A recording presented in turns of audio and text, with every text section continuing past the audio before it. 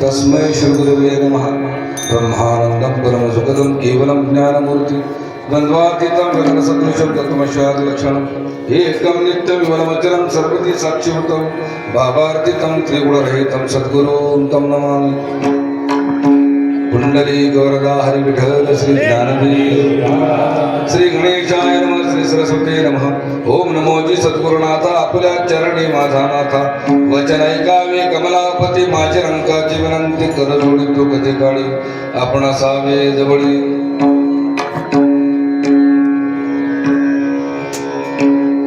पांडुरंगा करू प्रथम नमन पांडुरंगा करू दुसरे चरण संपादिया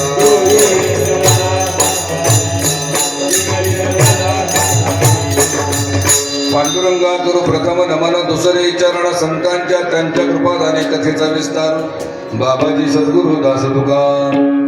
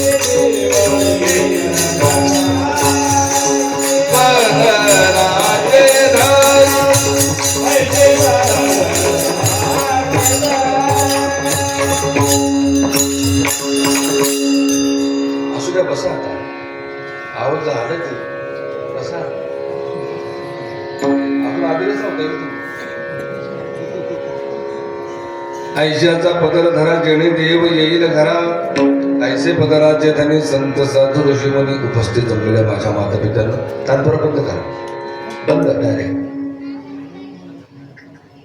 नामधारकांनो हरिभक्तांनो वारकऱ्यांनो साधकांनो भगवंतावर निश्चित प्रेम करणाऱ्या सर्व माझ्या आत्मस्वरूप भगवंतांना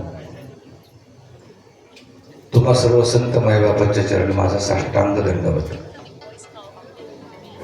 हॅलो खूप बंद करा हॅलो हा ते लेवल द्या थोडीशी गेन वाढवा हॅलो पुढचे 3 तास कुणी दंगा करू नका शांत राहा हसला जास्त झालं का बरं ठीक आहे पुढचे 1 तास कोणी दंगा करू नका शांत राहा आणि आपापले लेकरं सांभाळा लेकरले ताप देते तो देव कोणाकोणाला आवडतो हातवर करा बरं सर्वांना आवडतो वा कोणाकोणाला वाटतं देव आपल्या घरी यावा हातवर करा बरं हा हा हा कोणाकोणाला वाटतं आपण देवाच्या घरी लवकर जावं हातवर करा बरं काय झालं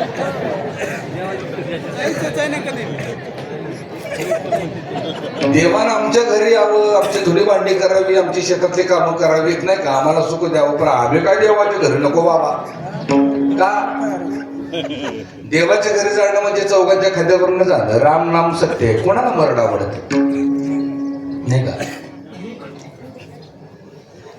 एक भूमिका लक्षात ठेवा तुम्ही आम्ही या मनुष्य जन्मात आलोय का नाही या ह्या येणाऱ्या देहात आलोय ते देवाच्या घरी जाण्यासाठी आम्ही इतर योनीत देवाच्या घरी जाता येत नाही याच योनीमध्ये देवाच्या घरी जाता येत आता देवाच्या घरी जाणं म्हणजे चौघांच्या खांद्यावरनं स्मशानात जाणं नव्हे देवाच्या घरी जाणं म्हणजे आत्म्याची आणि परमात्म्याची गाठभेट होणं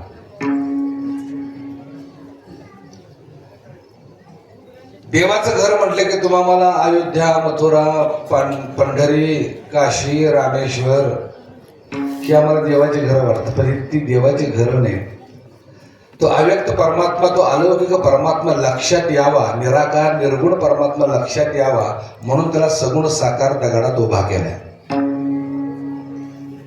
आम्ही तेच त्याचं जर घर असं समजून बसलो तर खूप अवघड होईल कारण हरिपाठामध्ये ज्ञानोबाने पहिल्या अभंगाच्या पहिल्या चरणाच्या सुरुवातीचाच शब्द आहे, देवाची ये द्वारी. आता देवाची ये द्वारी म्हणजे देवळाचं द्वार का? देवळाचं द्वार जर म्हणायचं होतं ज्ञानोबाने तर त्यांनी देवळाची ये द्वारी म्हटलं असतं, पण देवाची ये द्वारी का म्हटले? कारण देव ज्या दारातून येतो जातो त्याला देवाचं द्वार म्हणतात. आणि सगळा हरिपाठ हा ध्यानावर आहे, सगळा हरिपाठ हा ध्यानावर आहे, लक्षात ठेवा. मग देवाचं द्वार कुठे आहे? तर ह्या मंदिराचं जे द्वार आहे ते त्याचं द्वार आहे. तुमचा आमचा व्यवहार 9 द्वारातून होतो आणि भगवंताचा व्यवहार दशम द्वारातून होत असतो, ते देवाचं द्वार. आणि त्या ठिकाणी आत्म्याला जाऊन परमात्म्याच्या ठिकाणी जाऊन पोहोचणं म्हणजे देवाच्या गावी जाणं. थोडक्यात अर्थ सांगू का? आम्ही प्रापंचिक दुःख बघतो त्याच्या पाठीमागचं कारण आम्हाला देवाच्या घरी जाता येत नाही. देवाच्या घरी जाणं म्हणजे आतून मरणं. भूमिका लक्षात ठेवा. देवाच्या घरी जाणं म्हणजे आतून मरणं. आतून मरणं म्हणजे काय? आतल्याशी कनेक्टिव्हिटी तोडणं, आतल्याशी संबंध तोडणं. काय म्हणले महाराज आत काय हाडा मासाशिवाय.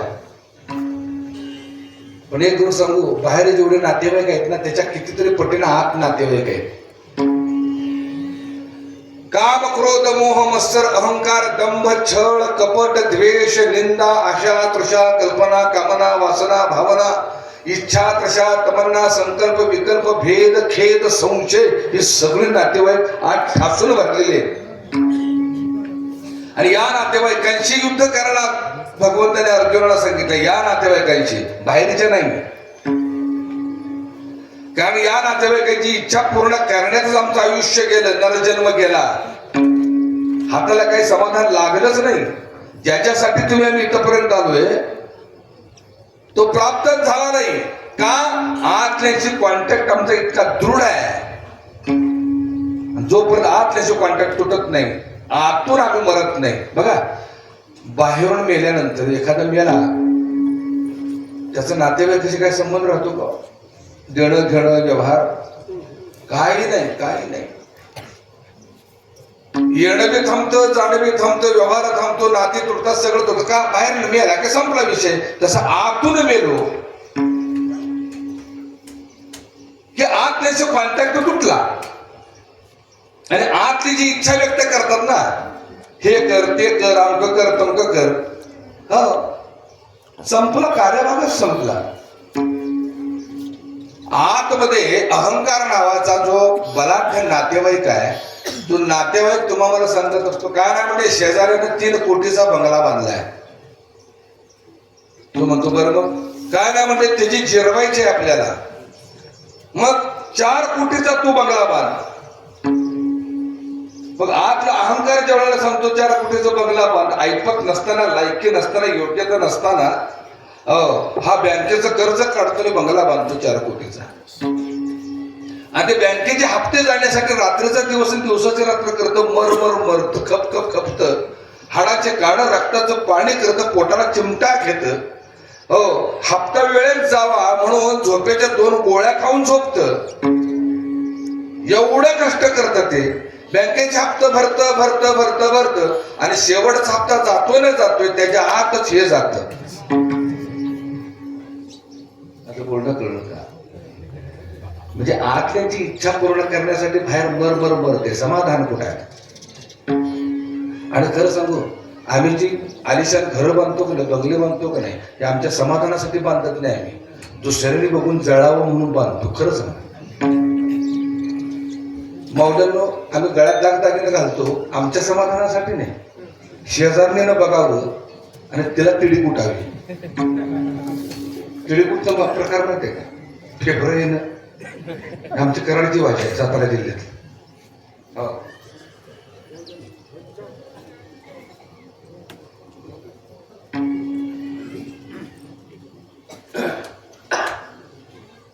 भूमिका समजून घ्या.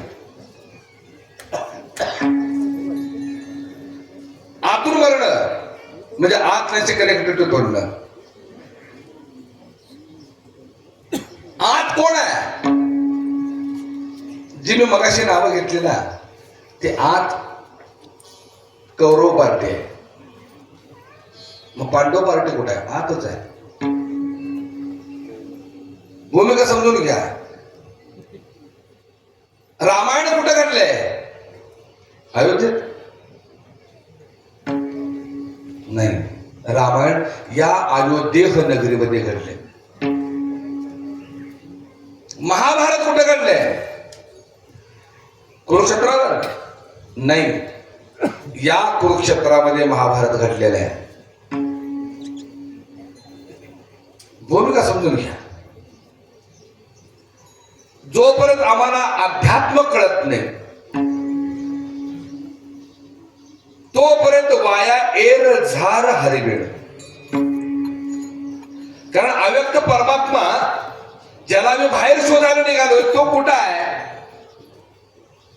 तो आत आहे. आम्ही तपासून पाहिला नाही त्याला कधी.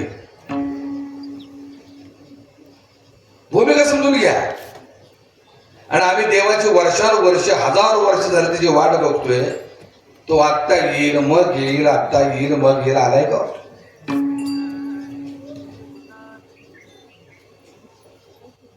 यदा यदा हि धर्मस्य ग्लानिर्भवति भारत अभ्युत्थानमधर्मस्य तदात्मानं सृजाम्यहम् परित्राणाय साधूनां विनाशाय च दुष्कृतां धर्म संस्थापनार्थाय संभवामि युगे युगे.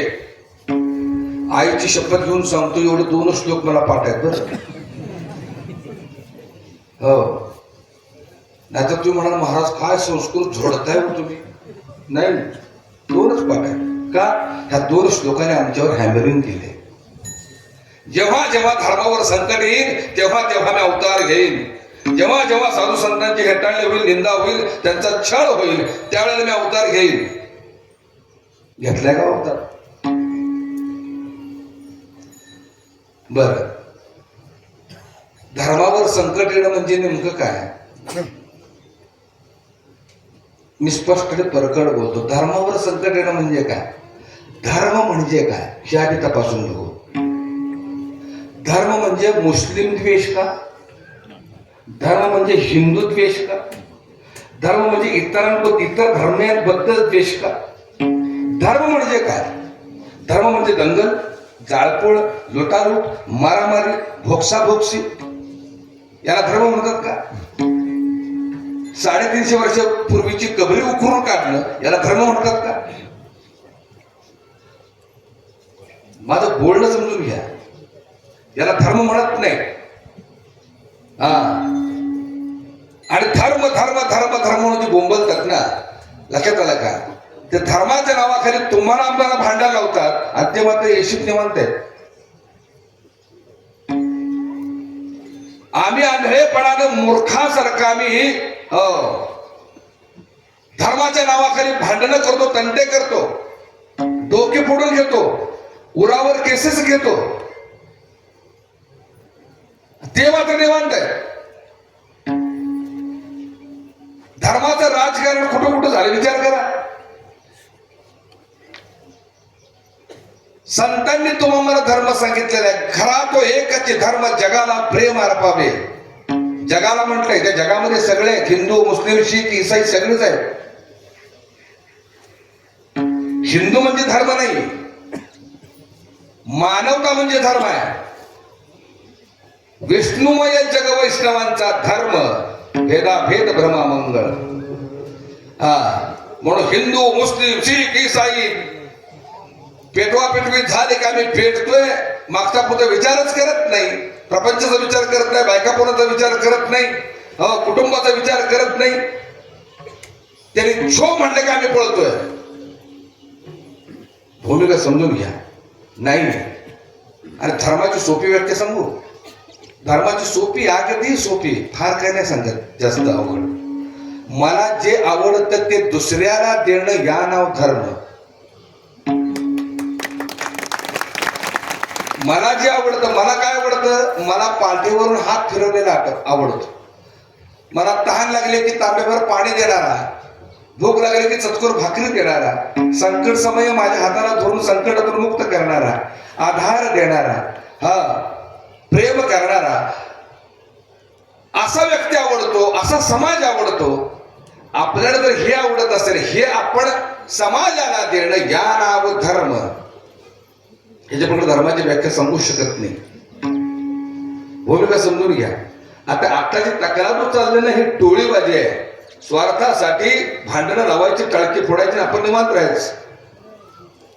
त्यात भरकटला जातो तुम्ही, भरडलो जातो तुम्ही. आम्ही सावधान. धर्म त्याला म्हणत नाहीत. धर्म निसर्ग जगतो. नदी वाहत असते आणि काठावर पाणी पिणारा कोण आहे तिची चौकशी करत नाही. ती तू हिंदू आहेस का, मुसलमान का, शिख आहेस का, ईसाई आहेस. पाणी पाजून त्याचा तहान तृप्त करणं हा नदीचा, हा पाण्याचा धर्म आहे. झाडाची सावली कधी म्हणत नाही तू हा हिंदू धर्माचा आहेस का मुस्लिम धर्माचा आहेस. झाडाच्या सावली, झाडाचं वैशिष्ट्य आहे काय, झाड लावणारालाही सावली देतं आणि तोडणारालाही ते सावली देतं. हा वृक्षाचा धर्म आहे. तसा मानवता हा एक धर्म आहे, लक्षात ठेवा. आणि हा मानवता धर्म ज्यावेळेला आमच्या अंगी बाणेल ना, अंगी बांधणं म्हणजे काय हो. आता पुन्हा त्या श्लोकाकडे येतो. यदा यदा हि धर्मस्य ग्लानिर्भवति भारत अभ्युत्थानमधर्मस्य तदात्मानं सृजाम्यहम्. जेव्हा जेव्हा धर्मावर संकट येईल त्याच वेळेला मी अवतार घेईन. साधूंचा छळ होईल त्याच वेळेला मी अवतार घेईन. मला एक सांगा, साधूच्या रक्षणासाठी जर देवाला यावं लागत असेल तर त्या साधूच्या साधूपणाला अर्थ काय? का वाट बघतोय आम्ही त्या देवाची? आम्हाला प्रपंच झेपत नाही म्हणून आम्ही कपडे घालतो, भगवी कपडे घालतो आणि निराधार होऊन देवाची आशा करतो, देवाची अपेक्षा ठेवतो. मला ह्यातनं वाचो, मला त्यातनं वाचो. कोणी सांगितले? अर्जुना, क्षत्रियाच्या वंशी जन्मावे तरी समरांगणी का भ्यावे, स्वामी काजी मरावे तरी पावावे माझे पद. त्या मनुष्य देहात ज्या अर्थी आला त्या अर्थी क्षत्रियाचा धर्म ऐसा. तो क्षत्रियाचा धर्म काय? येणार संकट स्वतःहून झेलणं, लाचार होऊन पळपुटेपणा, हे कुरुक्षेत्र सोडून, हे मैदान सोडून पळून जाणं नाही.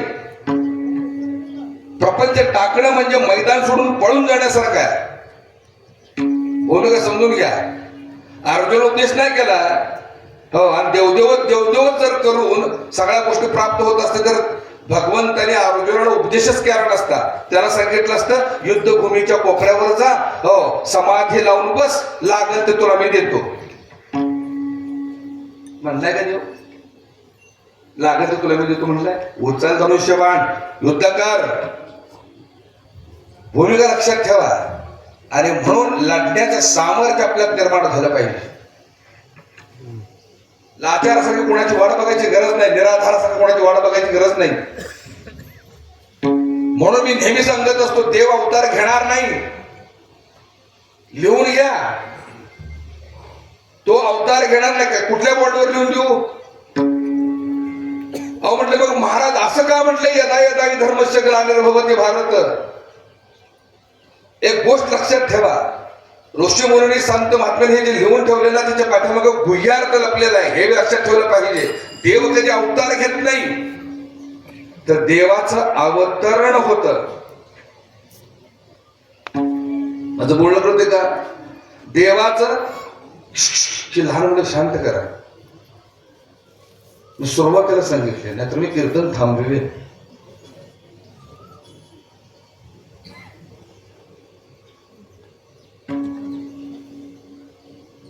मला सांगा, हे लिहिले कधी हो?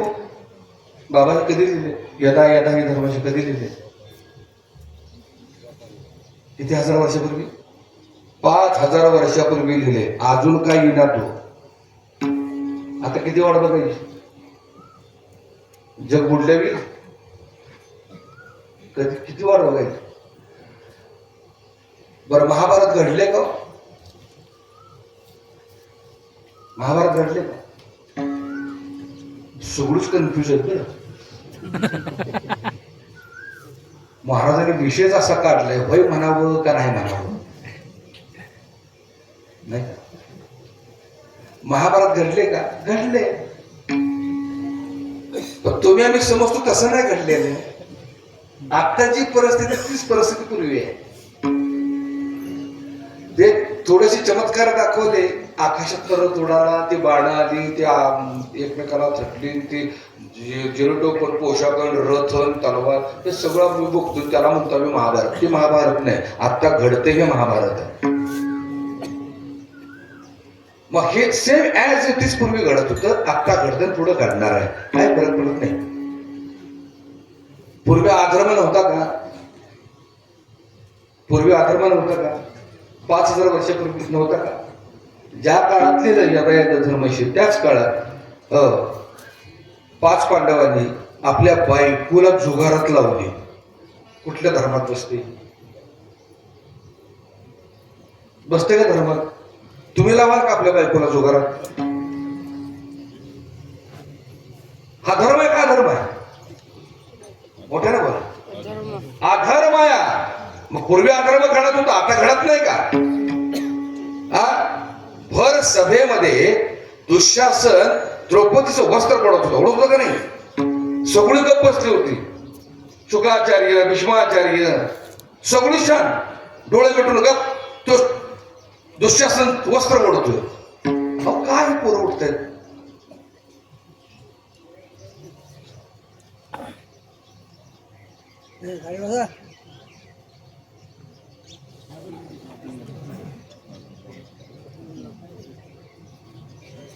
धरून ठेवा पोरा आपली. उठायला लागली चिमटा का रडून आला? त्याशिवाय शांत बसणार नाही. पूर्वी दुःशासन होता, आता नाही का?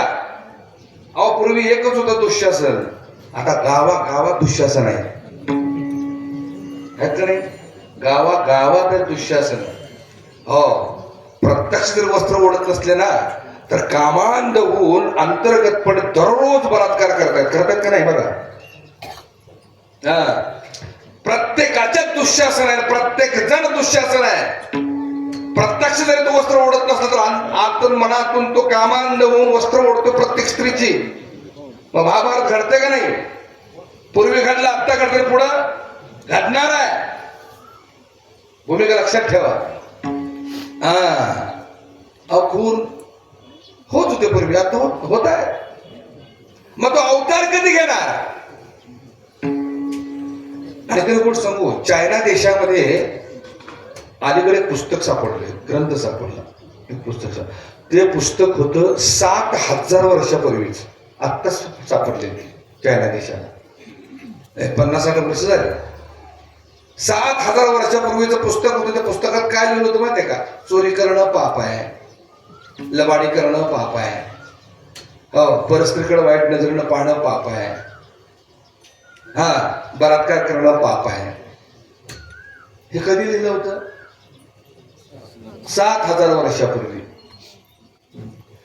ज्या अर्थी हे लिहिले त्या अर्थी घडलंय ना, घडल्याशिवाय लिहिले का? म्हणजे 7000 वर्षापूर्वी हे घडत होतं, आता घडत नाही का? घडते, पुढं घडणार नाही का?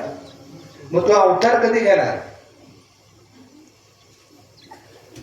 आता आपण मूळ विषयाकडे येऊ. भगवंत अवतार घेत नाही, तर या गोकुळामध्ये त्याचं अवतरण होतं. गोकुळ दुसरीकडे नाही आहे कुठं, हे चालतं फिरतं हे गोकुळ आहे. याच गोकुळामध्ये त्याचं अवतरण होतं. गो म्हणजे शरीर आणि कुळ म्हणजे इंद्रिय. या गोकुळामध्ये त्याचं अवतरण होतं. आणि कशानं अवतरण होतं माहितीये का? कशानं अवतरण होतं? पूजापाठानं, योग याग विधीनं, व्रत केल्यानंतर होत नाही, त्याला आमिष दाखवून होत नाही. त्याचं अवतरण होतं भक्ती आणि ज्ञानाच्या संयोगानं. आजचं कीर्तन थोडं वेगळं आहे बरं. काय मंडळी म्हणणार, काय महाराज आल्यापासून ते बोर केले? कारण काल्याचं कीर्तन म्हटलं की कृष्णानं बायकांच्या काढलेल्या खोड्या, वस्त्र पडवून कळंबाच्या झाडावर बसणं, हे सांगणं नाही का? नवरा बायकोच्या अंतरुणात घुसून दाढी बिंडीची गाठ मारणं. जरा मग आम्ही जर अंग विक्षेप करून थोडंसं शृंगारिक चटणी मीठ लावून जर आम्ही काल्याच्या कीर्तनाचा गुण सांगत असतो. पण एक गोष्ट सांगू, काल्याचं कीर्तन म्हणजे टाइमपास नाही आहे. आणि आम्ही भगवंताच्या बाल लीलेचं वर्णन करत असताना एक गोष्ट लक्षात ठेवावी प्रत्येक वक्त्याने, ज्यावेळेला आम्ही भगवंताचं वर्णन करत असतो किमान अंशिक होईना पण भगवंताचा 1% गुण आमच्या अंगी पाहिजे. आम्ही त्या कृष्णाला इतका बदनाम केला. तमाशा बघता का तुम्ही? तमाशात बघा, तो गवळ्याने अडवणारा कृष्ण आम्ही उभा केलाय. खरं का खोटं? हो, तो अडवतो गवळण. तू काय घेतलेस ग, तू काय घेतलेस ग, तू काय घेतलेस ग. अरा कृष्ण एवढा सोपा आहे ना. या पृथ्वी तलावरती राम आणि कृष्ण ही दोन दैवत श्रेष्ठ होऊन गेले. रामाचं चरित्र आहे आणि कृष्णाच्या लीला आहेत. रामाचं चरित्र लगेच लक्षात येतं, हो, पण कृष्णाची लीलाच कळत नाही. जे कळत नाही ते मी मांडायला निघालोय. भूमिका समजून घ्या. रामाचं चरित्र म्हणजे 1-2 एकरातली बाग आहे. त्या बागेत जाऊ शकतो, प्रत्येक झाडाला प्रत्येक फळाला स्पर्श करू शकतो, आम्ही ती बाग समजावून घेऊ शकतो. पण कृष्ण हे अथांग जंगल आहे. माझं बोलणं कळतंय का? कृष्ण हे अथांग जंगल आहे. थांग पत्ताच लागला नाही. त्या जंगलात त्याला शोधायला गेला तर तो हरवूनच गेला, परत आला नाही. असा तो कृष्ण आहे. आणि तो कृष्ण आम्ही काल्याचे कीर्तन आपले 1.5 तासात मांडायला निघालोय. कळेल? आणि म्हणून कृष्ण मांडण्यासाठी किमान अंशिक होईना पण आपल्या जवळ कृष्ण 1% तरी असला पाहिजे. तरच तो मांडता येईल, तरच तो सांगता येईल, तरच तो समजेल, नाही तर समजणार नाही. माझं बोलणं लक्षात ठेवा. मग काय होईल? ज्ञान आणि भक्तीच्या संयोगानं या गोकुळामध्ये त्याचा अवतरण होईल. भगवान श्रीकृष्ण जन्माला आले. कुणाच्या पोटी जन्माला आले हे माहित असेल? वसुदेवानी. हा, आता अध्यात्मातले वसुदेव आणि देवकी कोण आहे बघा. अध्यात्मातला वसुदेव हे ज्ञान आहे, देवकी ही भक्ती आहे. भक्ती आणि ज्ञानाच्या संयोगानेच भगवंत जन्म घेतो. कुठे घेतो? गोकुळात. बंदी शाळेत देव जन्माला आले, बरोबर ना? कुठे जन्माला आले? बंदी शाळेत. ही काय आहे? तुम्ही आम्ही कुठे जन्माला? बंदी शाळाच आहे ना. हा पिंजराच आहे. जोपर्यंत त्या पिंजऱ्याबद्दल अनासक्तता निर्माण होत नाही, जोपर्यंत वैराग्य निर्माण होत नाही, जोपर्यंत विरक्ती निर्माण होत नाही या पिंजऱ्याबद्दल, तोपर्यंत आम्हाला आतमध्ये आनंदाने राहता येणार नाही. देहबुद्धी नावाचा पिंजरा सोडला पाहिजे. मी म्हणत नाही देह सोडा, देह बुद्धी, मी देह आहे की देहबुद्धी जी आहे तीच दुःखाला कारण आहे, ती सोडली म्हणजेच पिंजरा सोडणं. जगदीश किवडकरांचं खूप सुंदर रचना आहे बघा. आकाशी झेप खेरे पाखरा, आकाशी झेप खेरे पाखरा, सोडी सोन्याचा पिंजरा, सोडी सोन्याचा पिंजरा,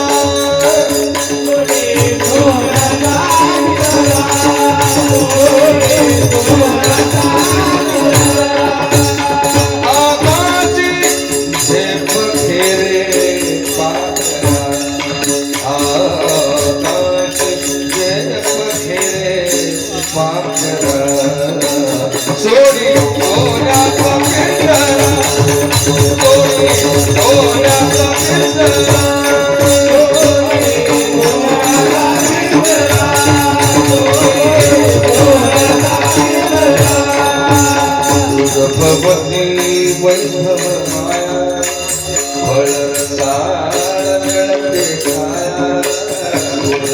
भगवती वैभव माया खाया सुख लोक झाली खाया उद आळ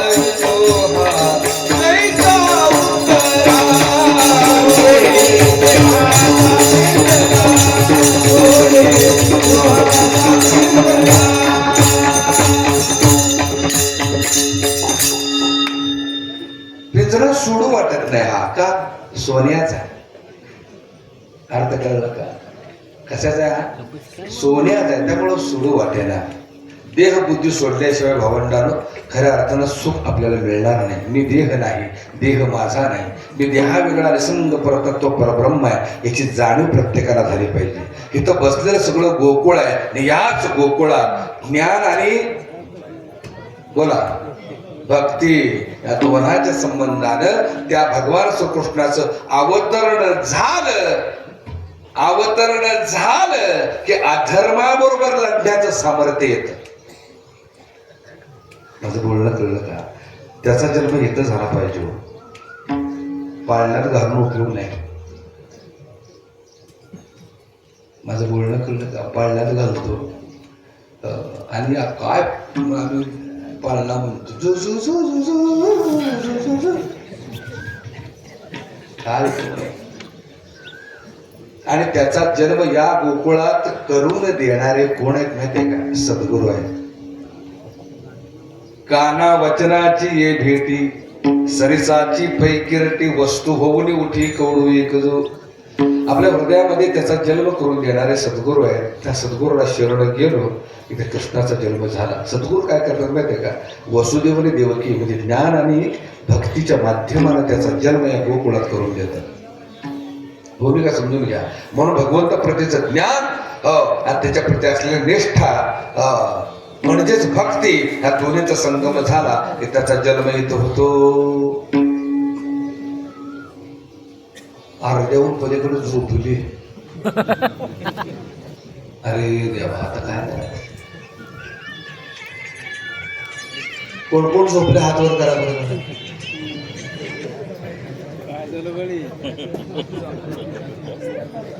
काय मगच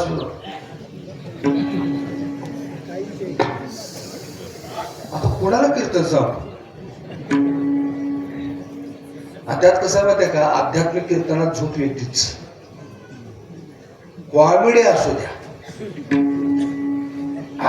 मग बघा आध्यात्मिक कीर्तनामध्ये देव जन्माला येतो आणि देव जन्माला आला की लय आणि विक्षेप या दोन गोष्टी आडे येतात तर झोप येतेच नाही का महाराज? बंदीशाळेमध्ये वसुदेवाने देवकीला बंद केलं कंसानं आणि राक्षसांची निवडणूक केली बंदीशाळेच्या बाजूनं फेरायला पूर्ण. आणि सांगितलं त्यांच्या पोटी मूल जन्माला आल्याबरोबर मला पहिल्यांदा कळवा, त्याला मुंह मागे इनाम. सगळे राक्षस जागी. पहिलं झालं निरोप कळाला, कंस आला, त्या लेकराला धरलं, गार फिरवलं, शिळेवर आपटून मारून निघून गेला. दुसरं होईपर्यंत सगळे राक्षस डोळ्यात तेल घालून जागी. दुसरं बी मारलं. तिसरं होईपर्यंत सगळे राक्षस डोळ्यात तेल घालून जागी. तिसरं बी मारलं. 6 होईपर्यंत सगळे राक्षस डोळ्यात तेल घालून जागी. 6 मारलं. 7वं गुप्त झालं. 8व्या वेळेला देव जन्माला आले. सगळे राक्षस झोपली.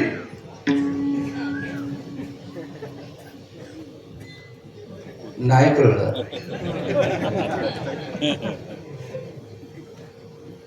काय करायचं? म्हणजे देव जन्माला आला की झोपतो कोण? तसं आध्यात्मिक कीर्तनामध्ये देव जन्माला आले की झोपतो कोण? आता जरा झोप आली तरी ठरवावं आपण कोण आहे, देव आहे का राक्षस आहे. हे छोटी छोटी दृष्टांत आहेत का? ह्यात खरं सिद्धांत लपलेला आहे. जिथं देव जन्माला येतो तिथं राक्षस झोपतात आणि देव वृत्तीची जागे असतात. आणि जाग कधी असतो बघा? आम्ही यशोदेकडं भगवंताला घेऊन ठेवलं आणि तिथून माया घेऊन आले. माया घेऊन आल्याबरोबर तिने किंकाळी फोडली की सगळे राक्षस खडपडून जागी. किंकाळी कळली का मायेची? टांग टांग टांग टांग टांग टांग टांग टांग. ही मायाची किंकाळी आहे. 90 ओलांडलेला राक्षस बी फेटावून हाय होऊन जाऊ दे.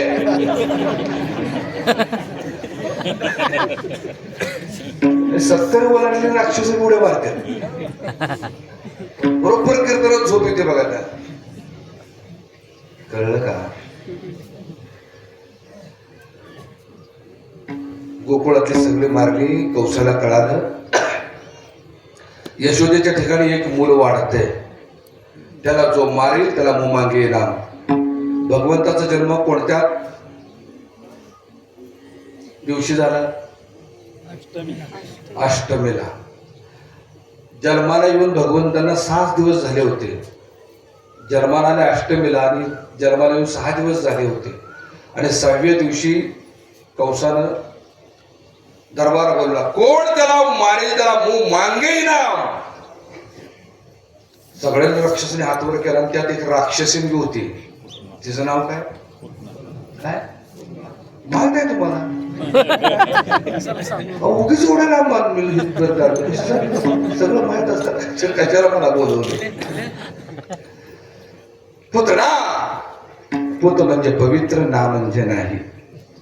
अशी कोण? अविद्या, अज्ञान. ते बोलते बघा पूर्ण.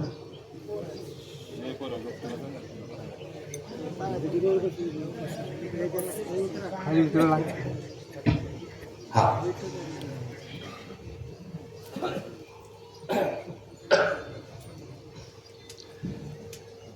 पुत्रीनं सुंदर रूप धारण केलं, देखणं रूप धारण केलं.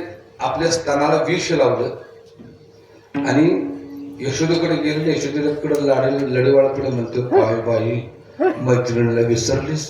असं कुठं असतं का? यशोदा राणी तिच्या हजारो मैत्रिणी, ती म्हणते असेल एखादी. काय का बाई आलीस? अगं बाई तुला पुत्ररत्न झालं, मला नाही सांगितलंस, मला विसरलीस? ते म्हणते जा शेज घरात पाळण्यात झोपल्या बघ जा. हिला बी तेच पाहिजे होतं. भगवंत पाळण्यामध्ये झोपलेले होते. 6 दिवसाचं लेकरू, त्याच्यावर पडदा टाकलेला होता पाळण्यावरती. पुतळा आतमध्ये गेली. पाळण्यावरचा पडदा बाजूला केला आणि क्रूर हसली देवाकडे बघून. आता तुला मारून टाकते. आणि देवाने वर बघितलं तिच्याकडे, स्मित हास्य केलं, गोड हसले. देव तिच्याकडे बघून, अगं बाई तू मला मारायला आलीस होय? मी कोण ओळखलेस का पुतणे?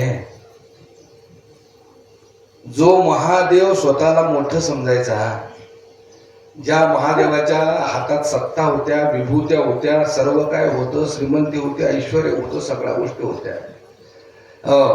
समुद्र मंथन झाल्यानंतर 14 रत्न बाहेर आली. बाकीचे सगळे रत्न पळवली. एक रत्न राहिलं विष.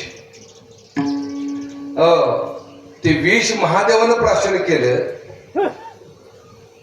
हे विष निर्माण कोणी केले? पुतळे. अगं मी केलं हे विष निर्माण. त्या विषाचा दाह त्या महादेवाला सहन झाला नाही. अशा बलाढ्य महादेवाला मला शरण यावं लागलं, हरावं लागलं, शून्य व्हावं लागलं, मावळावं लागलं, शिल्लकच न राहावं लागलं. तेव्हापासून गजर झाला माहिती ना. हर हर म्हणजे स्वतःला मोठं समजणारे महादेव हारले, तेव्हापासून हा गजर प्रचलित झाला. हर हर. इथं बसलेले सगळे महादेवच आहेत. अहंकार सगळे अहंकार. माझ्यासारखा श्रीमंत कोणी नाही, माझ्यासारखा ऐश्वर्यवान कोणी नाही, माझ्यासारखा सत्ताधीश कोणी नाही, असे सगळेच बसलेले आहेत. घराघरात अहंकारी आहे. ऐकते नाही. अरे मी हाय म्हणून 2 घास खाताय, मेल्यावर भीक मागा भीक असतो ना घरात. घरातले म्हणत असतात का तू मरून तरी बघ. नाही 14व्याला तुझ्या गावाला मोतीचूर लाडवाचं जेवण घालण्याचा विचार.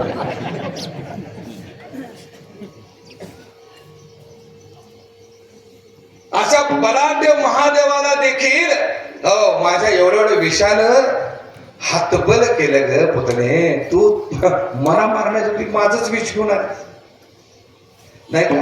मला शरण यावं लागलं त्या महादेवाला. तेव्हाच त्याचा दाव शांत झाला. पुतण्याने घेतलं, भगवंताला स्तनाला लावलं. शेवटी भगवंत असते. भगवंतानी विष प्राशन केलं. विष संपल्याबरोबर स्तनातलं दूध ओढायला सुरुवात केली. दूध संपलं, रक्त ओढायला सुरुवात केली. जसं रक्त ओढायला सुरुवात केली तसं मात्र पुतळ्यानं ढाकण्याला सुरुवात केली. एक गोष्ट लक्षात ठेवा, देवाच्या विरोधात जी कामकाज करतात ना, देवाच्या विरोधात जे जातात ना, देव एकदा चिकाटला, ते 7.5 रूपानं चिकटतो, तो सुटतच नाही.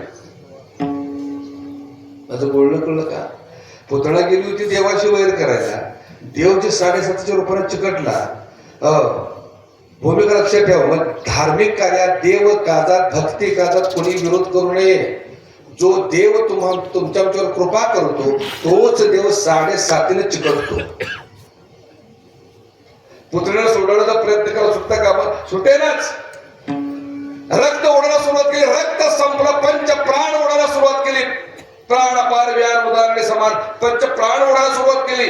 पंच प्राण ओढून झाल्यानंतर अखेरीस त्या पुतळ्याला मुक्ती दिली. तिचा आत्मा आपल्या आत्मस्वरूपामध्ये मिसळून टाकला आणि तिचा ते धड, धूळच्या धूळ ते धड तिचं मरून पडलं. माझं बोलणं कळलं का? आता देव जन्माला आले अष्टमीला, आणि पुतळं मारायला कधी गेली? मोठ्या बोल 6व्या दिवशी. 8 आणि 6 14. आणि मी सुरुवातीला पुतळ्याची व्याख्या सांगितली. पुतळा कोण आहे? अज्ञान. पुतणा अविद्या. पुत म्हणजे पवित्र, ना म्हणजे नाही, अशी अविद्या या गोकुळामध्ये 14 ठिकाणी वास करते. ज्या वेळेला भगवान या गोकुळामध्ये अवतरित होता आत्मस्वरूपानं, त्यावेळेला या गोकुळातल्या 14 ठिकाणची अविद्या पहिल्यांदा संपवून टाकतात. या 14 ठिकाणच्या अविद्या कुठल्या कुठल्या आहेत? 14 ठिकाणं कुठले आहेत?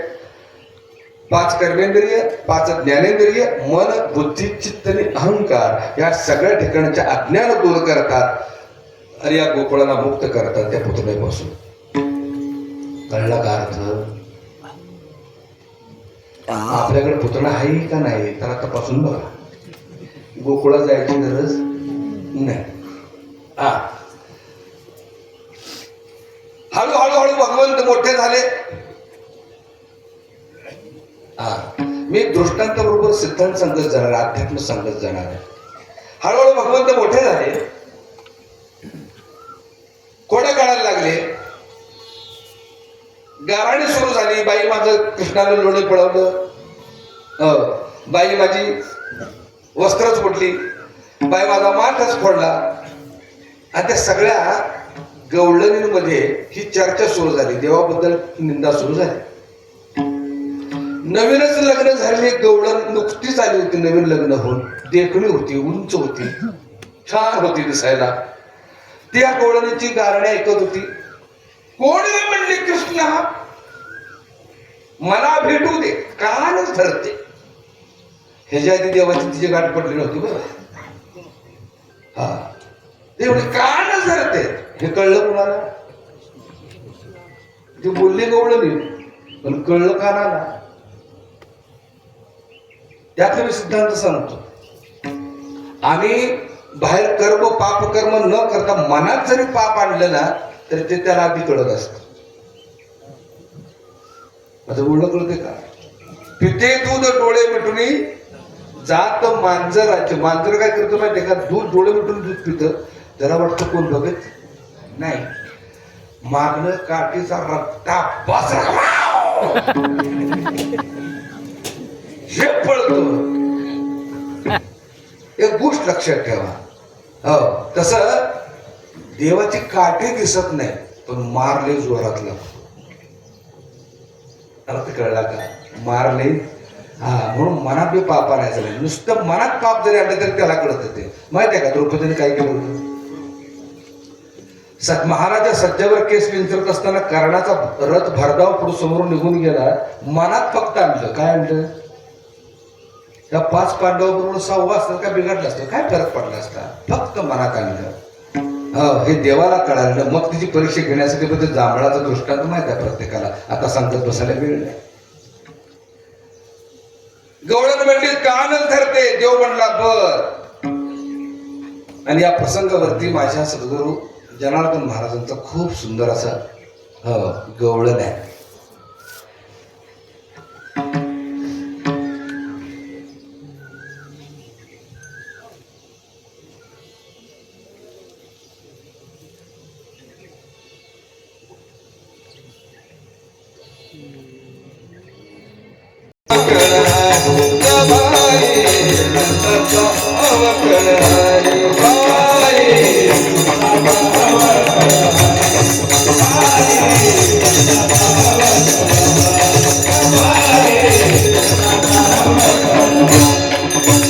आम्ही गोपिका नहात होतो थोडा सारखा तिथे आम्ही गोपिका नहात होतो थोडा सारखा वस्त्र आमुची घेऊन बाई वस्त्र आमुची घेऊन बाई मैसला कळपावली बाई मैसला कळपावली गबाई नंदाचा अवकळ हरी बाई नंदाचा अवकळ हरी गबाई नंदाचा अवकळ हरी नंदाचा अवकळ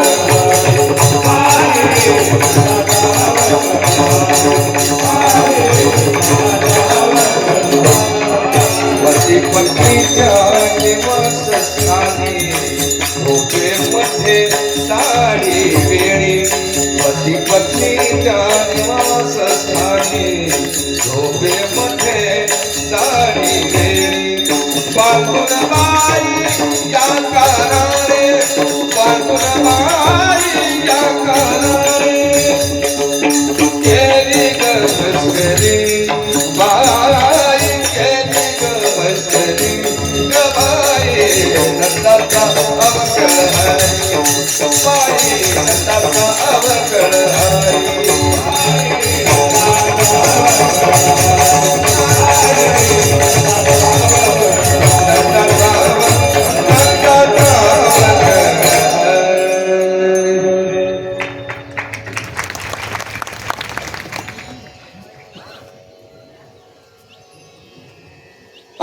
पती पत्नीच्या निवासस्थानी झोपेमध्ये दाढीवेणी बांधून बाई या कानाने केली ग मस्करी बाई नंदाचा अवखळ हरी.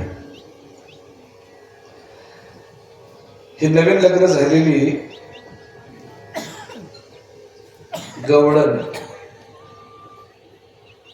हे पती पत्नी दोघं जण विश्रांती घेत होते. रात्रीचा समय होता. भगवंतांनी खोड मोडायचं ठरवलं. एक मुंगूस घेतलं. हा खिडकीत आत गेले तर मुंगसाला जरा बाजूला ठेवले. हळूच दोघांच्या अंतरुणात बसले. दाढी बिडीची गाठ मारली ह्या लोकांची आणि मुंगूस दोघांच्या मध्ये दिलं सोडून आणि गेले.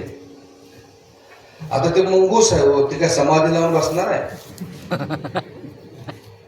हा ते मुंगूस गवळ्याच्या काकुटीत जायचं आणि उळू उळू करायचं. गवळ मागं गप ते झोपू दे, तुला काय कळतं का? जिथनं ते मुंगूस जायचं आणि ते गवळ्याच्या काकुट उळू करायचे. गवळण म्हणे जाऊ गप्पा की झोपू द्या. ह्या झटापटीत ह्याच्या दाढीला हे सडा बसला. अगं दाढी का उडतेस, तुला कळते का नाही? अहो मी कुठं दाढी उडतो, तुम्हीच माझी वेळी ओढताय. कायच कळेना. दोघं मी उठून बसली. बघतात तर दाढीची वेळीची गाठ. स्वयंपाकघरात गेले, दिवा लावला, बघतो तर दाढीची वेळीची गाठ. अवघड झाली. गाठ कशी काय पडली? गाठ सोडवायला सुरुवात केली. बरं गाठ मारली आहे कोणी? मोठ्याने बोला मातांना. गाठ कोणी मारली? कशाची गाठ आहे ती? प्रारब्धाची. कशाची गाठ आहे ती? प्रारब्धाची गाठ आहे. हा गाठी मारून ठेवल्यात त्यांनी. आपणच गोपी गाव लक्षात ठेवा. बरोबर काय गाठी मारून ठेवले तर आम्ही सोडवायचा प्रयत्न करत असतो. सुटत नाहीये. आपल्या ताकदीनं आपल्या गोळे काहीच होणार नाही. त्याने ती गाठ सोडण्यासाठी प्रयत्न केला. गाठ सुटेना म्हणजे कापूया. चला कापायचा प्रयत्न केला, कापेना म्हणजे आता शेवटी जाळूया, जाऊ दे तिकडं. हो तरी जळेना. हळूच गवळी म्हटला, बाई ग तू कृष्णाला काय बोललीस का काय? ती म्हटली बोलले, पण त्याच्या पुढे कुठं बोलले? सगळ्या गवळीनेच बोलले मी. अगं कुठं बी बोल, त्याला कळतं. कशाला बोललीस तू? आणि नवीन लग्न झाल्यामुळं सकाळच्या 10 वाजले तर यांची गाठ सोडायची काय प्रयत्न सुटले ना. बाहेर सगळं गोकुळ जमा झालं दारात. अगं बाई म्हणले ह्यांना काय लाज आबरू आहे का? आमची बी लग्न झालीत, एवढ्या वेळ कुठं असतं असं काय ह्याला अर्थ आहे का? पण आज काय चाललंय ह्यांनाच माहित. चल म्हणले आता यशू कानाशिवाय म्हणले गार सुटणार नाही. मग भगवंताकडे जाण्याचा निर्णय घेतला. दार उघडलं आणि तिच्या वेणीची ह्याच्या दाढीची गाठ बघितल्यावर सगळं गोकुळ हसायला लागलं. आणि आपल्याकडे वावर जत्रा असते का नाही, वावर जत्रेला बायको माग असते, नवरा पुढं असतो, बरोबर ना. की तो उलटी वावर जत्रा चालली होती, बायको पुढं नवरा माग. का तिच्या वेळेला ह्याच्या दाढीची गाठ सगळं उलट, ती होती उंच आणि हे होतं खिस त्या दाढीवर ती असं चालायचं. आबरू घालून देवानं यशोदेपर्यंत आले. यशोदेला हाक टाकले, यशोदाबाई या बाहेर ये ग बाई. यशोदाबाई काय झालं हे बघ म्हणले, गाठ मारली कृष्णाने. मग यशोदेने कानाला हाक म्हणले, काना इकडे ये. ते धुळधुळ करत आलं 7 वर्षाचं. तू गाठ मारलीस? म्हणले हो.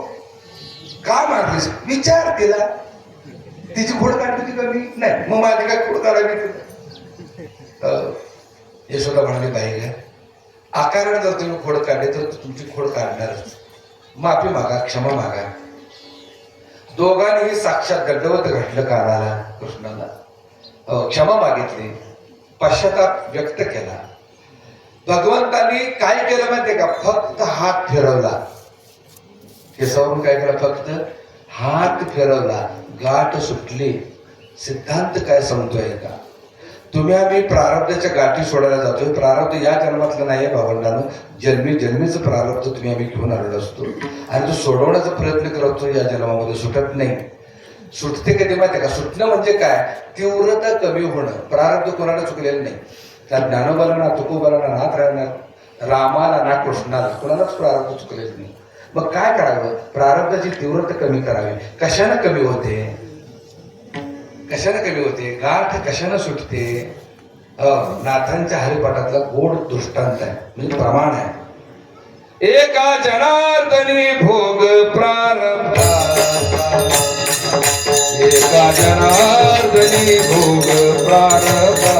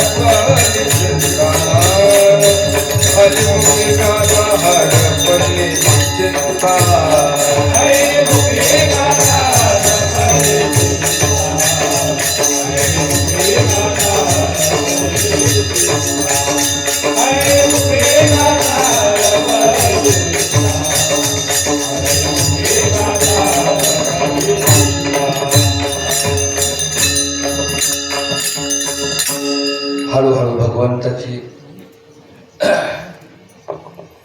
गाऱ्हाणी वाढू लागली.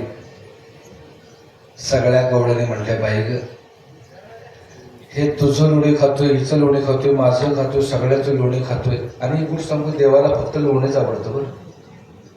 देवाला बाकी काय आवडत? त्यात मी दृष्टांत किती छान लागलाय बघा सिद्धांत. लोणीच का आवडतं? लोणी कसं तयार होतो? हो, कशानं तयार होतं? मंथोनी. हा, कळलं का आता? तैसे घे अनंता म्हणजे अर्क. मंथन कशा कशाचे झाले सांगा बरं या ठिकाणी? इकडे व्यावहारिक ध्येय आणि पाण्याचं मंथन होतं, तेव्हा लोणी बाहेर येतं. तसं हरिपाठामध्ये मंथन कशा कशा झाले, त्रिगुण आसार निर्गुण हे सार, आणि सार आणि आसाराचं मंथन करून जो अर्थ राहतो तोच देवाला आवडतो. माझं बोलणं कळलं का? म्हणून लोणी हे मध्यवर्ती भूमिका करणारा एक दृष्टांत आहे. आणि कुणाला सापडला नाही होतो, कुणाला सापडला नाही. सगळ्यांनी प्रयत्न करा धरण्याचा, पण सापडला नाही. हो, त्यानं युगानुयुग जन्मी फक्त ठगवलंय, पण सापडला नाही कोणाला तो. नाथांचं गोड गवळण आहे.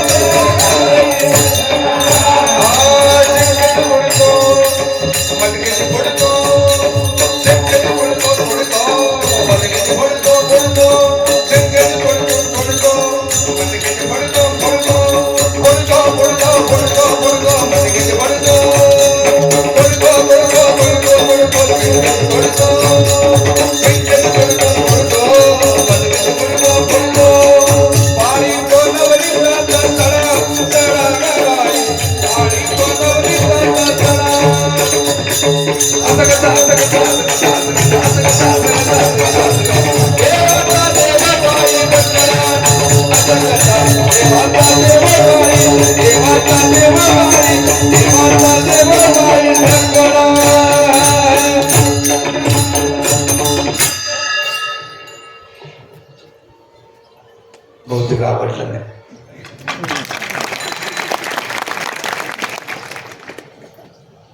सगळ्या गौरीने ठरवलं म्हणजे एकाच वाड्यामध्ये सगळ्यांची लोणी ठेवूया, म्हणजे त्या वाड्याला आपण सगळं राखण बसू. हा दृष्टांत म्हणजे परमार्थातला अर्थ आहे. 5 मिनिटांमध्ये कीर्तन मी संपवणार आहे. लक्षात आलं का? आज संध्याकाळी माझं 350 किलोमीटर अंतरावरती रेठरे बुद्रुक या ठिकाणी 7 ते 9 कीर्तन आहे. टायमिंग सांगते 7.5 तासाचं. आता वाजले किती बघा, 12. वेळेत पुस्तक म्हणून 5 मिनिटांमध्ये हा दृष्टांत सांगा. हा दृष्टांत म्हणजे परमार्थातला अर्थ. दृष्टांत संपले मी जे वेळेला घेणार आणि हेतून घेणार आहे. मला सर्वांनी क्षमा करावी आणि मला परवानगी द्यावी. हा,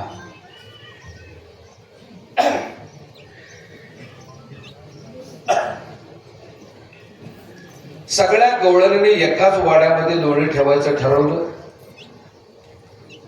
तुम्ही आम्ही जो वाडा बघतो ना, तो 2 दाराचा वाडा असतो. त्याला तू सोपी म्हणतात, मागचा आणि पुढचा. काय वाडे इतके मोठे असतात की 4 दरवाजे असतात. त्याला चौ सोपी वाडा म्हणतात, नाही का? ह्या गवळणीने जो वाडा निवडला होता ना, तो इतका मोठा होता. त्याला 1 नाही, 2 नाही, 3 नाही, 4 नाही, 9 दारं होती. घ्या, बोलून घ्या.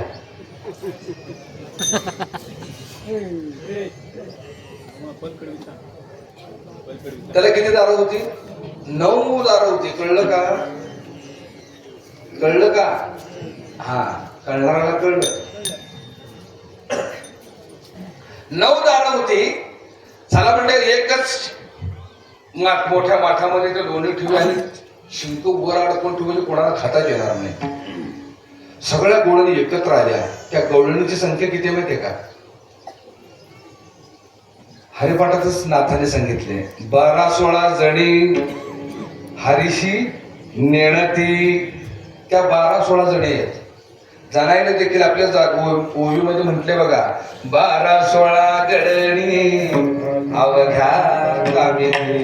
त्या 12-16 जणी ह्या कोण आहेत माहिती का? मग असे सांगितले छळ कपट द्वेष निंदा आशा तशा कल्पना कामना वासना भावना इच्छा तशा तमना या सगळ्या 12-16 जणी आहेत. ती देवाला काय मान्यच करत नाही. देव नकोच आहे त्यांना. त्यांच्या असत्य प्रपंचाकडं सायासे करसी प्रपंच परमार्थ नकोच आहे त्यांना. अशा त्या बाया त्यांनी सगळं लोणी ठेवलं माठावरती. माठात माठ थोडा शिंक बांधला आड्याला. त्या 9 दाराला राखण कुरप लावली आणि बसले राखण वाड्याला. इकडे भगवान श्रीकृष्णाने 4 जण वरद वाकड्या पेंद्या सुदामा यमुनेच्या काठावरती गाई चरत असताना पेंद्या म्हणला देवा लय भूक लागली, काहीतरी मार्ग काढ. देवाने जाणलं होतं सगळ्यांचंच दोन्ही एकत्र आहे. देव म्हणला नका काळजी करू, सगळी घरं हिंडायची गरज नाही. आज एकाच घरात टाका घालूया आपण. एकच आपण घर निवडायचं आहे. ते तिथं पडत काय द्या चला. मग त्या वाड्याजवळ बरोबर भगवंत घेऊन आले. हळूच वाकड्या गेला आणि त्या वाड्याभोवती येडा मारून मागा आला. देवा तुम्ही आम्हाला लोणी खायला आणले का मारा खायला आणले? न काय झालं? अहो म्हणजे काय तो वाडा एवढा मजबूत आहे, भक्कम आहे, सगळ्या कुलपात म्हणजे 9च्या 9 दाराला आणि सगळ्या गवळणी बसल्या त्या वाड्याच्या भोवती, कसं जमणार? देव म्हणला नका काळजी करू, मी घेऊन जातो की तुम्हाला वाड्यात. आता मनाचा कान करू नये का? हे सगळं दृष्टांताचा जो भाग आहे तो ध्यानाची अवस्था आहे. हे काय आहे? हे सगळी ध्यानाची अवस्था लक्षात ठेवा. मी घेऊन जातो त्या वाड्यात. हे तर बसलेत नाही सगळे. हा दुसरा हा वाडा आहे लक्षात ठेवा. मग आत प्रवेश कसा करायचा? मी घेऊन जातो म्हटले चला. सद्गुरू वाड्यात घेऊन जातात आणि भगवान श्रीकृष्ण हे जगाचे मूळ सद्गुरू आहेत. वसुदेव वसुतम देवम कंस चाणूर्य मर्दनम देवकी परमानंदम कृष्णम वंदे. काय काय काय परत जगद्गुरु कोण आहे ते? पहिले सद्गुरू आहे. डोळे मिटा सगळ्यांनी डोळे मिटले आणि बरोबर 5-10 सेकंद उघडा डोळे. उघडा म्हटल्याबरोबर सगळी वाड्याच्या आत. कळलं का? वाडे हो हे सगळे बसले वाडच आहे. तुमचा आमचा व्यवहार 9 दारात नाही, पण भगवंत प्रवेश करतो तो 10म द्वारात. आत गेल्याबरोबर सगळं म्हणलं डोळे उघडे म्हणलं सगळं आत. पेंद्या म्हणला देवा अरे आत कसं आणलंस? देव म्हणला तुला काय करायचं गप लोणी खा की. पेंद्या म्हणला मनात नको सांगूस, जाताना कसं नेतोस बघ. देवानं ओळखलं माझ्याशी लबाडी. बर असो. सगळेजण आत लोणी हुडकायला लागली, पण हुडकायला कुठं लागली? खाली. बांधले कुठं? आता हे या वाड्यामध्ये 7 चक्र आहेत आणि 7व्या चक्राच्या खाली जो आज्ञा चक्र आहे त्याला ते शिंक बांधलेलं आहे. आणि ते जे लोणी आहे ना त्या लोणीला 17वीचं जळ म्हटले. काय म्हटले त्यांना?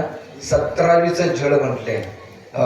त्या ध्यानाच्या अवस्थेमध्ये साधक ज्यावेळेला कुंडलिनीच्या माध्यमावर वरती पोचतो त्यावेळेला तो कलश तिरका होतो आणि ती कुंडलिनी त्या कलश प्राशन करते आणि तृप्त होते. आत्म्याचे परमात्म्याची गाठभेट होते. आत्म्याचं आणि परमात्म्याचं मिलन होतं. आणि तिथं समाधान नावाचा पुत्र जन्माला येतो, बोध नावाचा पुत्र जन्माला येतो. भूमिका समजून घे. झालं. सगळे खाली उडकायला लागले का? तुमच्या आमच्या सारखीच काम क्रोध मोह कुठं वापरतात? मुलाधाराच्या ठिकाणी. बरोबर आहे ना? मुलाधाराच्या ठिकाणी काम क्रोध मोह वापरतात. तुम्ही आम्ही तिथंच वापरतोय. देव म्हटला अरे खाली नाही वर बघा. वरती बघितलं, आय आय आय देवा, एवढ्यावर कोण जाणार? कारण ही साधना कोणाची आहे? योगी यांची आहे, प्रापंचिकाची नाही साधना ती. म्हणजे एवढ्यावर कोण जाणार म्हणजे साधना करून? देव म्हणजे नका काळजी करू, तुम्ही जर माझ्या सानिध्यात असाल 24 तास 12 महिने, बघा ग्रहाश्रमाशिवाय आम्हाला परमार्थ साधता येणार नाही. किती संन्यास घेतला तरी उपयोग नाही. या योगावडी योग उत्तम, या साधना परिस साधन परम, या धर्माकळा धर्म सांगेन तुझं, जेणे मी हृदय असे अखंड तुझे मनी बसे, तो हा परमयोग संन्यासे ग्रहाश्रम. हा अर्थ कळला का? म्हणजे वर बघा, या म्हणजे कसं जायचं, नका काळजी करू. घोड्यासारखं एकमेकाच्या पाठीवर वाका. चौघबी वरद वाकड्या पेंद्या सुदामा, चौघबी एकमेकाच्या पाठीवर वाकले. चौथ्याच्या वर भगवंत तुझे राहिले. शिंक धरलं, लोणी खायला सुरुवात केली. का? आवडतं खाद्य देवाचं. लोणी खायला सुरुवात केली. खालची चौघ म्हणली, एवढ्या करता आम्हाला आणलीस होय, नुसतंच वाकायला. देव म्हणले, नका रे काळजी करू, तुम्ही माझ्या सानिध्यात आहात, माझ्या बरोबर आहात, तुम्हालाही देतो. ही चौघ जण कोण आहेत माहिती का? अध्यात्मातले. समीपता, सलोखता, स्वरूपता आणि सायुज्यता, हे 4 मुक्ती आहेत. अर्थ कळला का?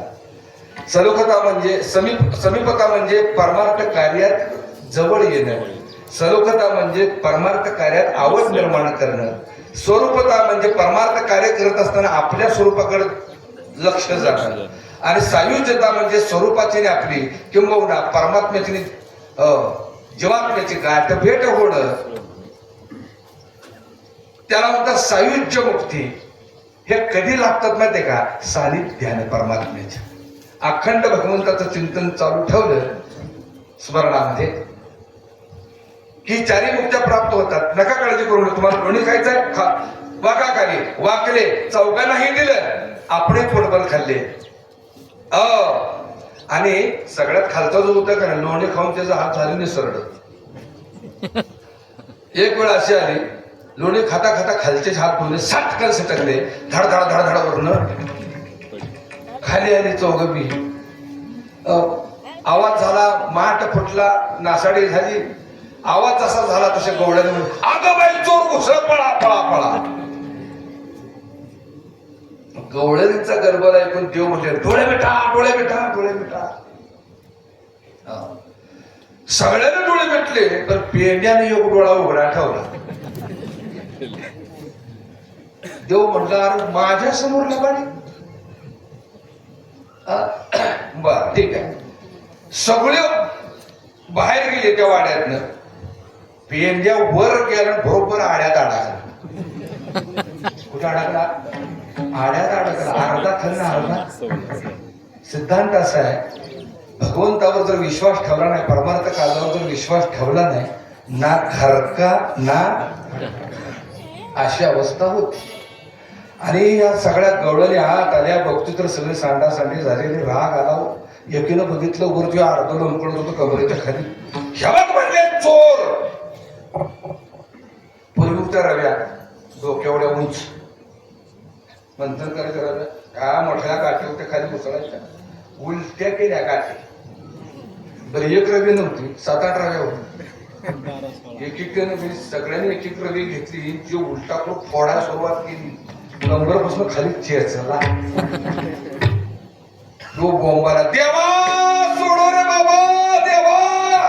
देव म्हटला, जरा प्रसाद खा, त्याशिवाय तू ताळ्यावर येणार नाहीस. मार असा खाल्ला ओढ आहे त्या इच्छा वासना, ह्या सगळ्यांच्याकडनं मार खाल्ला. प्रपंचात देखील तुमच्याशी ह्यांचा ऐकून असाच त्रास होतो. लय प्रपंच प्रपंच प्रपंच प्रपंच केला की ह्यांचा मार खायला लागतो. आणि मग एक दिवस अशी येते की देवा ह्यातलं सोडो रे बाबा.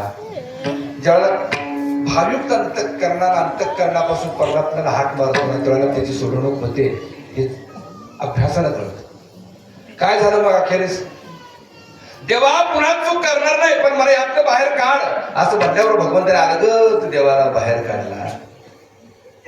भगवंताच्या लीलेचं वर्णन सांगावं तेवढं कमी आहे आणि खूप अध्यात्म लपलेलं आहे. आणि खरं सांगतो तुम्हाला, मला 2 तास पुरत नाहीत. कुठलाही अभंग घ्या, गाण्याचं कीर्तन असू दे तर संध्याकाळचं कीर्तन असू दे रात्रीचं, मला 2 तास पुरतच नाही. किमान मला एका अभंगाला 15 दिवस पाहिजे. आता महाराज म्हणतात आमच्याकडे 7 दिवसाचा सप्ताह, तुम्हाला 15 दिवस कावा देऊ नाही का? आणि एका दिवसासाठी 2 तासासाठी एवढं लांब येणं सुद्धा आता शरीर क्षीण झाले ते आता, त्यामुळं नको वाटते कार्यक्रम करायला. म्हणून दिली संधी तर 3 दिवसाचा महोत्सव माझा ठेवा, नाहीतर आपण आपलं बोलवू नका, नाही का? असं झालेलं सेवा तुम्हासारखं थोर संत मायबापांच्या चरणात आपण करतो. आणि खरं सांगू, लिटरली मला 350 किलोमीटर जायचं आहे, संध्याकाळचं कीर्तन करायचं आहे. पुन्हा उद्या सकाळी माझं निफाड, नाशिक जिल्ह्यामध्ये निफाडला 10 ते 12 परत कार्याचं कीर्तन आहे. आता झाला संध्याकाळी लेटर बुजुकला कीर्तन करणं 7 ते 9, पुन्हा रात्रभर प्रवास करून 10 ते 12 कार्याचं कीर्तन करणं, आणि पुन्हा मी कोल्हापूरला येणार. लक्षात आला का? खूप लोक प्रेम करतात तुमच्यासारखे, आणि प्रत्येकाकडे जावं लागतं. तुम्ही मला बोलवलं, प्रेम दिलं, भगवंताची सेवा करण्याची संधी या ठिकाणी उपलब्ध करून दिली. तुम्हा सर्व मायबापांचं करुणा व्यक्त करतो, सर्वांना धन्यवाद देतो. नाही मुलीच्या वेळेला असं काय कार्याचा आपण काय मुलीची वेळेला साधारण जमतच नाही, कुठला संबंधच येत नाही.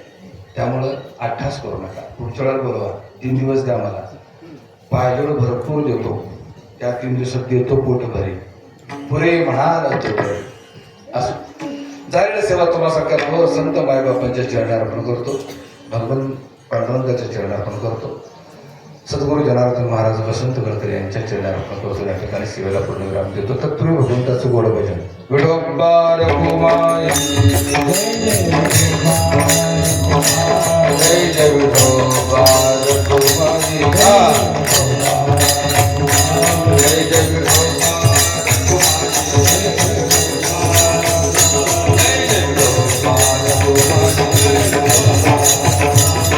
ज्ञानेश्वर माऊली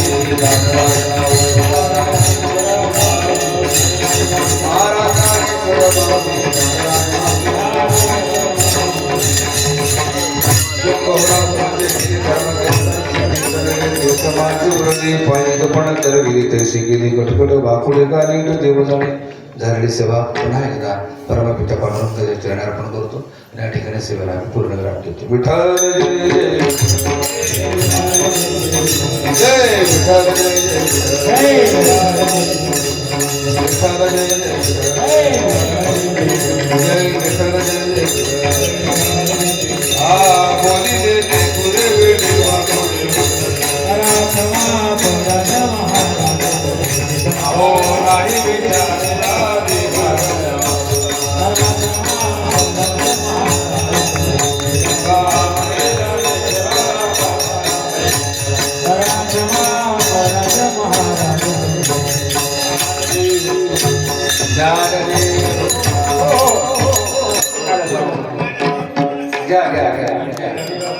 मनीराव घाजने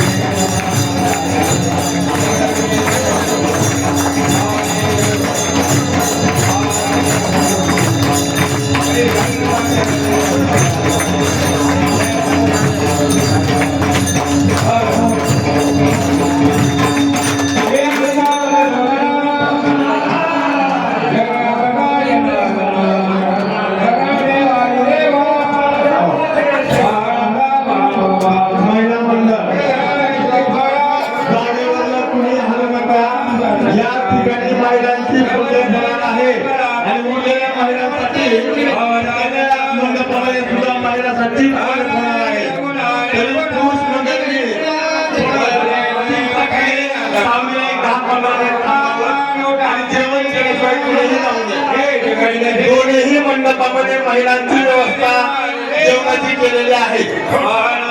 तरी महिलांनी याच ठिकाणी जागेवर थांबावं.